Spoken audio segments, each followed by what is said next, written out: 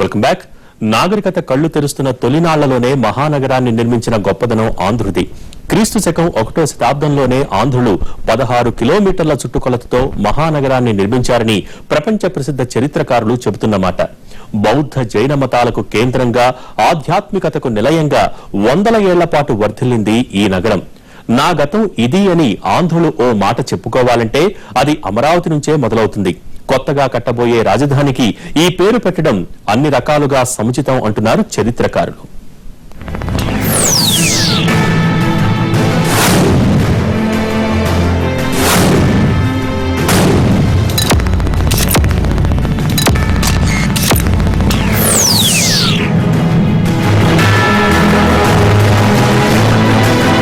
ఇప్పుడంటే రాజధాని నిర్మించుకోవాల్సిన పరిస్థితి ఏర్పడింది. కానీ ఆంధ్రుల ప్రస్థానంలో తొలితరం నుంచే అద్భుతమైన రాజధాని నగరం ఉంది.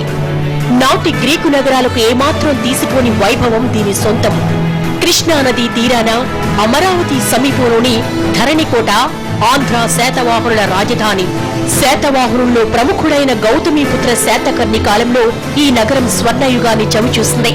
ఆంధ్ర పాలకులలో మొదటి వారైన శాతవాహనులకు సుమారు క్రీస్తు పూర్వం 2వ శతాబ్దం నుండి 3వ శతాబ్దం వరకు వారి సామ్రాజ్యానికి రాజధానిగా ఉండేది.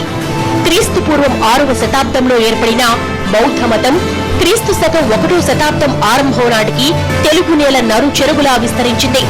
గౌతమ బుద్ధుడు తమ కాలచక్ర ప్రక్రియను అమరావతిలోనే బోధించాడు. అమరావతి పేరు అనేటువంటిది ఒక ఆధ్యాత్మిక సాంస్కృతిక పరంగా చూసుకున్నట్లయితే దానికి ఒక సుదీర్ఘమైనటువంటి చరిత్ర ఉంది. అలాగే చారిత్రకంగా చూసుకున్నట్లయితే అక్కడ అనేక మంది రాజులు పరిపాలించినటువంటి పరిస్థితి. సాక్షాత్తు చైనా యాత్రికుడు హ్యూన్సాంగ్ కూడా అక్కడికి వచ్చి అక్కడ ఉన్నటువంటి ప్రాశస్త్యాలని, అక్కడ ఉన్నటువంటి విశేషాలన్నింటినీ కూడా ఆయన కూడా తన రచనల్లో ఉటంకించడం అనేది కూడా కొన్ని చారిత్రక ఆధారాలు చెప్తా ఉన్నాయి. అయితే అమరావతిని కనుక నగరంగా క్యాపిటల్ ఆఫ్ ఆంధ్రప్రదేశ్గా కనుక డిసైడ్ చేసేటట్టయితే అక్కడ ఉన్నటువంటి చారిత్రక వారసత్వ సంపదనంతా కూడా వెనక్కి తీసుకురావాల్సినటువంటి అవసరం ఉంది.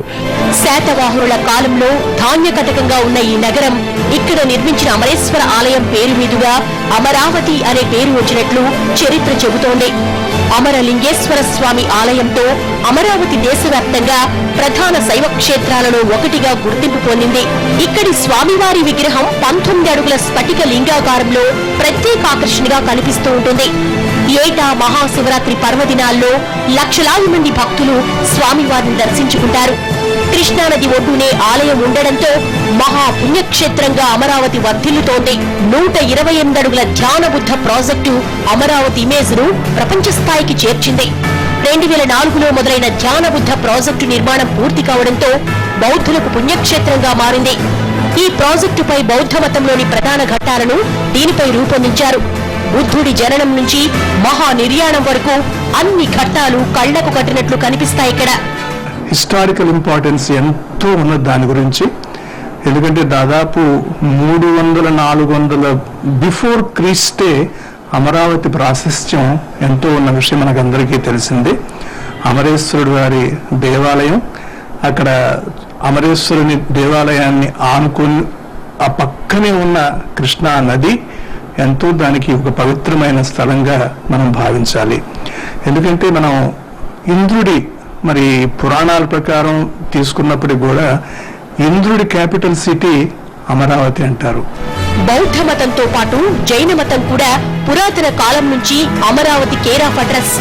జైనుల 24వ తీర్థంకుడైన చింతామణి పార్శ్వనాథుడి ఆలయం ఇక్కడ ప్రసిద్ధి చెందింది. పార్శ్వనాథ స్వామి మూల విరాట్ కృష్ణానది గర్భంలో లభించడంతో జైనులు ఇక్కడే ఆలయం నిర్మించి అమరావతిని ఆరాధనా కేంద్రంగా మలుచుకున్నారు. ఏటా క్రమం తప్పకుండా 15 రోజుల పాటు జైన ఉత్సవాలు జరుగుతాయి. మన రాష్ట్రంతో పాటు దేశం నలుమూలల నుంచి జైనులు కోవెల సందర్శనకు వస్తూ ఉంటారు. చారిత్రక, ఆధ్యాత్మిక అంశాలతో పాటు ఈ ప్రాంతానికి మరో విశేషం ఉంది. భౌగోళికంగా దక్షిణంగా ప్రవహించే కృష్ణానది ఇక్కడికొచ్చేసరికి ఓ పాయగా చీలి ఉత్తరం నుంచి తూర్పు వైపు ప్రవహిస్తోంది.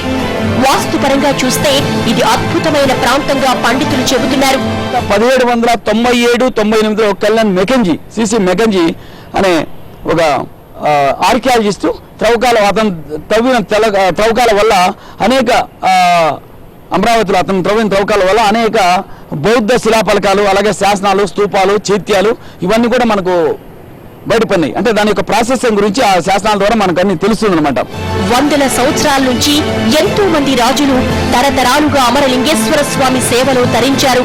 విజయనగర సామ్రాజ్య నిర్మాత శ్రీ కృష్ణదేవరాయలు అమరావతిని సందర్శించి ఇక్కడి అమరేశ్వరునికి నైవేద్య మహాపూజలు నిర్వహించినట్లు, పెద్దమద్దూరు గ్రామ పంట భూముల్ని ఆలయానికి దానమిచ్చినట్లుగా ఇక్కడున్న రాజశాసనం చెబుతోంది.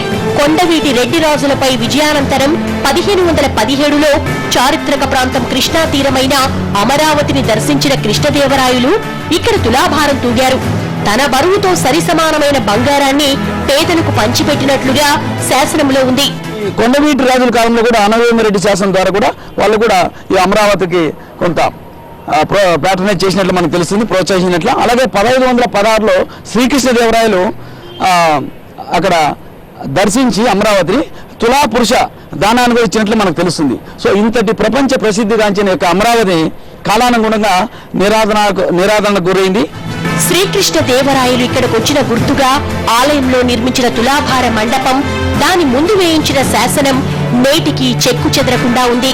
ప్రస్తుతం అమరావతి అమరేశ్వరునిగా పూజలందుకుంటోన్న స్వామి అప్పట్లో ధరణికోట అమరేశ్వర స్వామిగా వెలుగొందాడని ఈ శాసనం ద్వారా తెలుస్తోంది.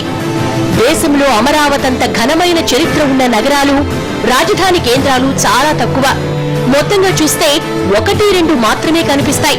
అవి కూడా నాటి చారిత్రక వైభవాన్ని క్రమేపీ కోల్పోతున్నాయి. తుళ్లూరు కేంద్రంగా ఏపీ సర్కారు నిర్మిస్తోన్న రాజధాని నగరం నాటి ఆంధ్రుల వైభోగానికి ధీటుగా నిలుస్తుందా? అమరావతి అని పేరు పెట్టడంతో పాటు నాటి వైభవానికి సంబంధించిన ప్రతిష్టను కాపాడడం సర్కారు బాధ్యత. స్టోరీ బోర్డులో షార్ట్ బ్రేక్ తీసుకుందాం.